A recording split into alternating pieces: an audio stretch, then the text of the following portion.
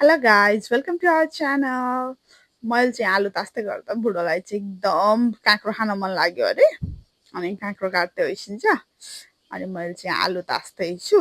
आज चाहिँ हामी हनी चिल्ली पोटेटो खाने भनेर कस्तो त्यो हुन्छ नि भिडियोहरू हेर्दाखेरि पनि त्यो खाउ खाउ खाउ खाउ लागेको भएर चाहिँ आज मैले हनी चिल्ली पोटेटो बनाउन आँट्दैछु। अनि मैले आलु तासिसकेँ, अब पखाल्दैछु।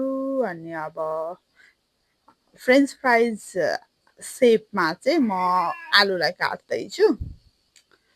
अब यो आलु काटेर भ्याइसकेपछि चाहिँ अनि यो आलु काट्दै गर्दाखेरि चाहिँ मलाई त्यो हुन्छ नि बजारतिर पाउने विभिन्न सेपको फ्रेन्च फ्राइज हो त्यस्तै ट्राई गरौँ न त भन्ने लागेर मैले यो ग्रेटरको हेल्पले चाहिँ यहाँ काट्दैछु। तर यो काँचो आलु काट्नलाई चाहिँ अलिक गाह्रै हुँदो रहेछ, यसरी स्ट्रगल गर्दैछु म काँचो आलु काट्नलाई पनि है त। त्यो फन्नी है, तर पनि स्ट्रगल गर्दैछु म। अनि यस्तो सेपमा आयो, रमाइलो छ यो न्यू एक्सपिरियन्स गर्नलाई पनि। अनि मैले यो हनी चिल्ली पोटेटो चाहिँ फर्स्ट टाइम बनाउन लाग्यो भएर आई डोन्ट नो कसरी बनाउँछन्, तर पनि मैले आफ्नो बेस्ट दिएको छु। फर्स्ट टाइम भएको भएर चाहिँ मैले बाहिर खाएको पनि छैन, त्यसैले पनि होला। I don't know even the taste, how it taste. तर हेर्नु न त्यहाँ कति राम्रो भएको छ त्यो। अनि मैले पानी बोइल गरेर नुन हालेर त्यो काटेको आलु हालेँ। अनि अब यसलाई चाहिँ म हाफ बोइल गर्नेवाला छु। अनि बोइल गर्दै जाँदा अब हाफ बोइल भइसकेपछि चाहिँ यसलाई चिसो पानीमा एकपल्ट पखाल्ने, किनभने यसको कुकिङ प्रोसेस चाहिँ स्टप गर्नुपर्छ अरे। चिसो पानीमा पखालेपछि कुकिङ प्रोसेस स्टप हुन्छ अरे है, I don't know about it. अनि मैले चाहिँ एउटा बाउलमा खन्याएँ 5 मिनट पछि। अनि त्यसमा चाहिँ मैले कर्नस्टार्च हाल्दैछु। अनि कर्नस्टार्च हालेर एकपल्ट राम्ररी मिक्स गर्ने। अलिक पुगेन जस्तो लाग्यो, अनि फेरि थपेँ मैले चाहिँ। अब यसलाई राम्ररी मिक्स गरिसकेपछि चाहिँ हाम्रो फ्रेन्च फ्राइज चाहिँ फ्राई गर्नको लागि रेडी भयो। तर अब हामी यो फ्रेन्च फ्राइजलाई चाहिँ ओइलमा फ्राई नगरिकन नन फ्रायरमा चाहिँ फ्राई गर्नेवाला छौँ है त, एयर फ्रायरमा। हेरौँ न कस्तो हुँदो रहेछ एयर फ्रायरमा फ्राई गरेको। भर्खर ल्याएको एयर फ्रायर, अनि यस्तो युज त गर्ने भयो। अब म ओइल स्प्रे गर्दैछु। अनि एउटा एउटा गरी हाल्नु भनेर मैले भिडियोहरूमा देखाएको थिएँ, तर कस्तो झ्याउ लाग्दै गयो क्या। एउटा एउटा हाल्नलाई त भन्ने लाग्यो, भने पछि सबै एकैपल्ट हालिदिनु थालेँ। अनि यो फेरि यो एयर फ्रायरमा चाहिँ एकैपल्ट धेरै हाल्दाखेरि चाहिँ ओभर क्राउडेड भयो भने चाहिँ अलिक सगी हुँदो रहेछ, क्रिस्पी हुँदैन रहेछ। अनि अलिअलि मिलाउँदै पनि छु आफूले खोजेको जस्तो होस् भन्ने हिसाबले। अनि लेट्स सी कस्तो हुन्छ। अनि ओभर क्राउडेड भए पनि होस्, भरे मिलाउँला भन्ने हिसाबले। अनि फेरि खाँदैछु म त्यहाँ, कता कता ठाउँ छ अलिअलि त्यता त्यता हालिदिनु पऱ्यो भन्दै गर्दैछु। अब एयर फ्रायरको काम चाहिँ हेरौँ है त कस्तो हुन्छ। ओइलमै फ्राई गरे जस्तो गर्छ कि गर्दैन यसले। अनि यसमा चाहिँ मेन्यु हुँदो रहेछ अलरेडी सेट। अनि त्यसैलाई मैले फ्राई के भन्छ त्यसलाई फ्रेन्च फ्राइजकै उसमा लगेर चाहिँ सेट गरिदिएँ। अनि हाफ वे डन भएपछि चाहिँ मैले त्यसले सिग्नल दिँदो रहेछ। अनि त्यो सिग्नल दिइसकेपछि चाहिँ मैले त्यो झिकेर चाहिँ त्यसलाई फ्लिप गर्दैछु। अलि तातो पनि भयो, अनि प्लस अलिअलि ओभर क्राउडेड भएको भएर एकअर्कासँग टाँस्यो। अनि त्यसलाई झिक्दैछु, मिलाउँदैछु। अब आफैले गरेको गल्ती त सुधार्नु परिहाल्यो नि। एउटा एउटा गरी झिक्दैछु। अलि तातो पनि अलि झ्याउ पनि लाग्यो सुरुमा त, पछि चाहिँ no no no it will be worth it after doing it भन्ने लाग्यो। अनि गर्दैछु।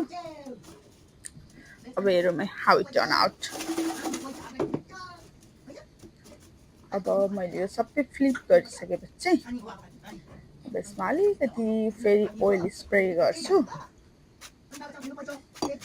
अनि हाफवे डन पनि यतिको भएको थियो है। अब फेरि यसलाई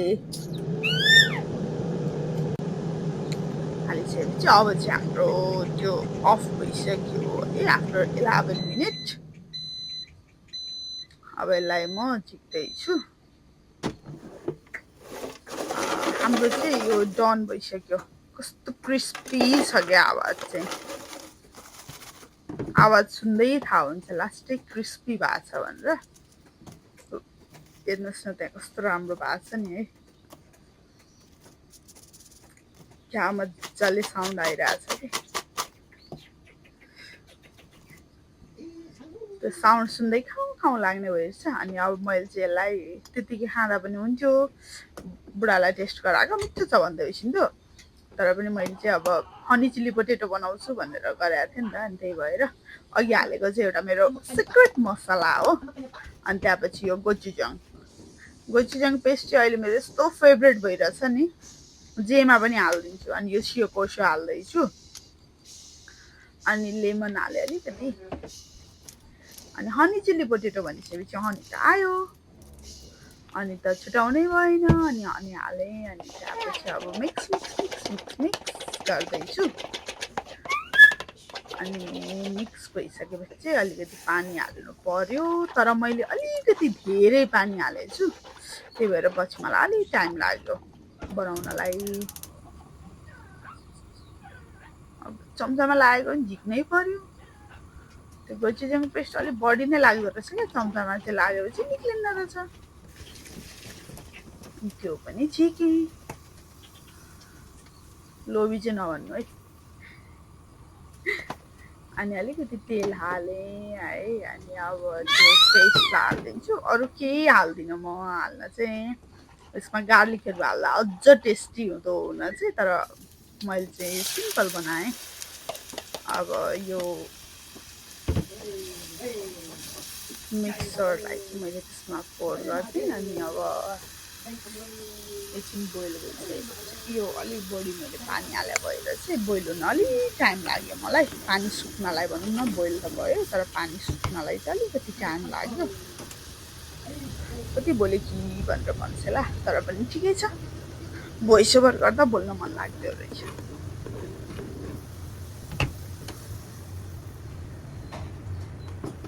बोइल हुँदैछ, पानी इभ्यापोरेट हुँदैछ। फेरि म यहाँ भोइस ओभर गर्दै गर्दा मेरो छोरी चाहिँ यहाँ रोएर खपिसक्नु छैन।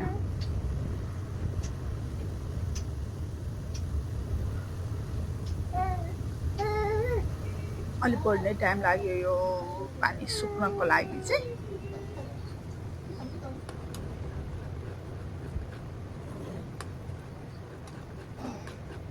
पानी अलिकति कम भएपछि अब यसमा चाहिँ दहीको पोटेटो हाल्नु पर्ने, तर पनि खोइ पानी नै सुक्दैन, सुक्नै आँटेन पानी। मलाई नै झ्याउ लागिसक्यो नसुकेको देखेर।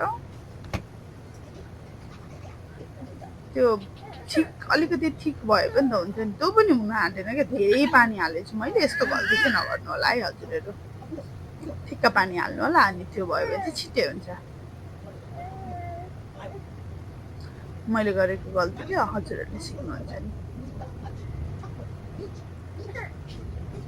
अनि अब त्यो धेरै पानी भएर नसुकेपछि मलाई चाहिँ झ्याउ लागिसक्यो त्यही नभएर। त्यही भएर अब चाहिँ म जे पर्ला भनेर पोटेटो हालिदिउँ कि भन्दैछु। अझै मलाई झ्याउ लागेर मैले हाल्दिएँ, पानी सुकोस् नसुकोस् भनेर। एउटा चाखेँ पनि, निकै पनि मिठो थियो। अब हाल्दिएँ, अब एकैछिन त्यो सससँग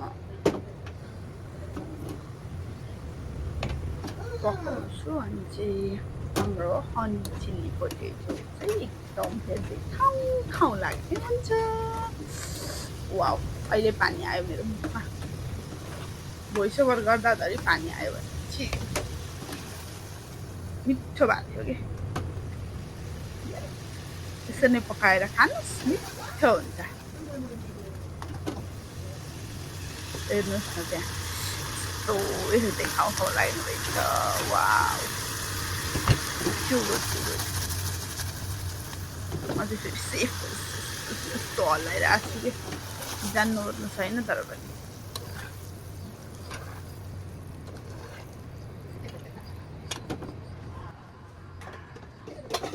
अब म यसलाई सर्भिङ प्लेटमा हाल्दैछु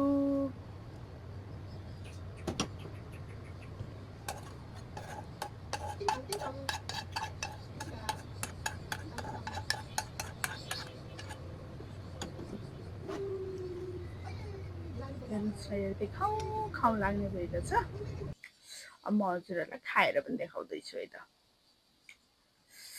it is too good it turned out so well अनि हेर्नुहोस् त लास्टमा मेरो प्लेट